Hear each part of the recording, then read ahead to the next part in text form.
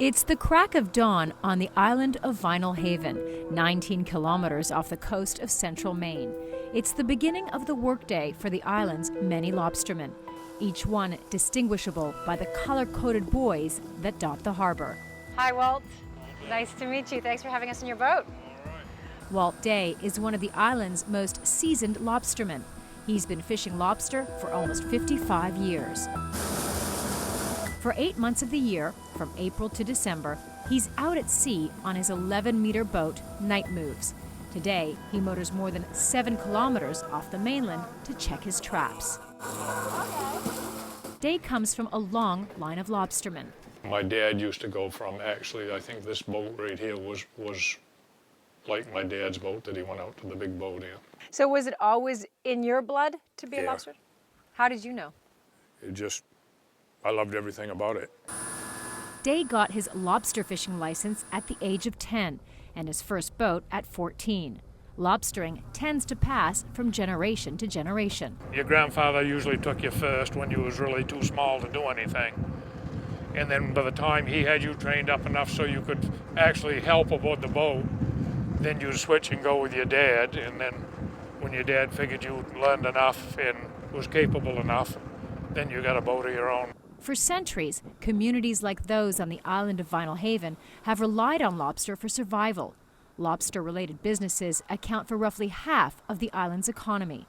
Lonnie Morton owns the Harbor Gawker, a restaurant down the road from the fishermen's boats. How important is sort of lobster to your business? Well, lobster is very important. That's why most of the people come to the island. They expect to get lobster rolls and lobster dinners, and you name it. Lobster is king.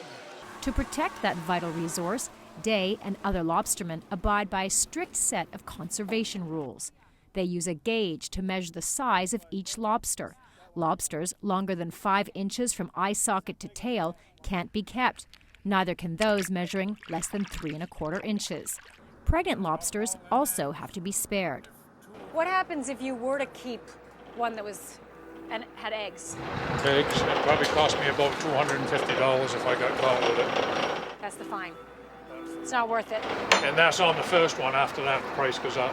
Egg-bearing lobsters have to be marked with a V-shaped notch on their second to right flipper. See, now we V-notched that one so that everybody else will know. Even if she hatches them eggs, they know that she's a breeding female. So even if it has the V but no eggs, nobody can keep it. We'll put her back and hopefully she'll have her babies, and about 7 years from now, maybe I'll catch one of her offspring. Only about 3% of Walt's catch that day are so-called keepers. The rest have to be tossed back into the ocean. It's all about maintaining the fishery. And the fishery is booming. The state had its biggest 4-year haul in history. Initially, the market wasn't prepared for the glut, and prices fell as a consequence, threatening the livelihood of many lobstermen. But then, demand from China started to take off. American lobster exports to China have jumped from $2.1 million in 2009 to $90.5 million in 2014. Emily Lane is the administrative manager at the Vinyl Haven Fishermen's Co-op. She helps market Maine lobsters to China.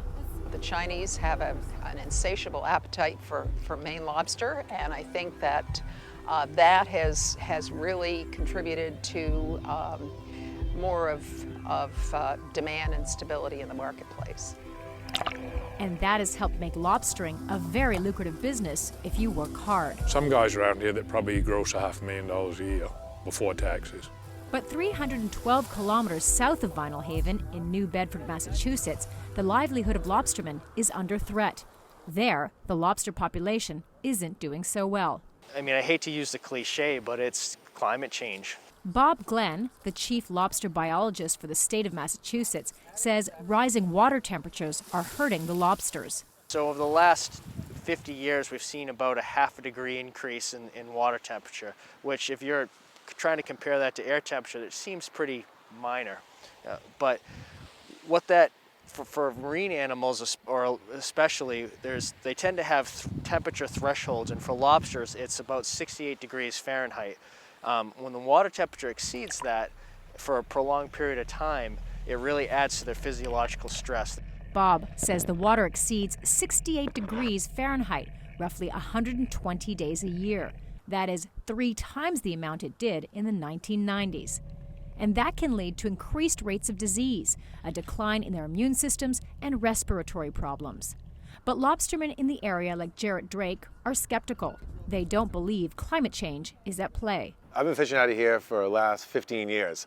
And in the 90s, I had to break through ice, getting out. The last 2 years, I had to break through ice. So, yeah, it was warm for a while, you know. It seemed warm, especially to us. But, again, it's cyclical. Everything runs in cycles, you know. He says his catch is at an all-time high. In 2010-11 was pretty good, but really in 2013, it was like back to 90s levels for us, you know, in area 2. And then 14 was even better, and then this year, in 2015, was even better than that. It just keeps getting better and better. But Glenn says that's because there are roughly half the number of lobstermen fishing in the area as compared to the 90s when Massachusetts lobsters were plentiful.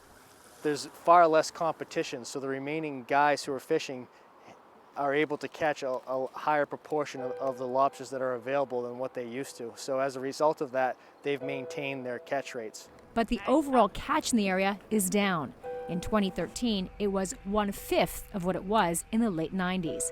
Glenn is hoping for the best, but has serious concerns about the long-term health of the lobsters. I don't think lobsters will become completely extinct in southern New England, but I think the population will be a small fraction of what it once was, and it may be very difficult to get back to those historic levels. The only thing that we can do is try to preserve the spawning stock, which is basically the breeders, and then hope for positive environmental conditions.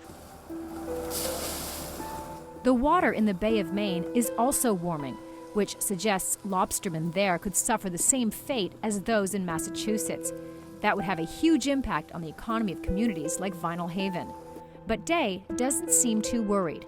After 5 decades working in the business, he says he's seen it go through many ups and downs. As my dad always said, you go do the work, you haul the traps, don't worry about the money will take care of itself if you do the work.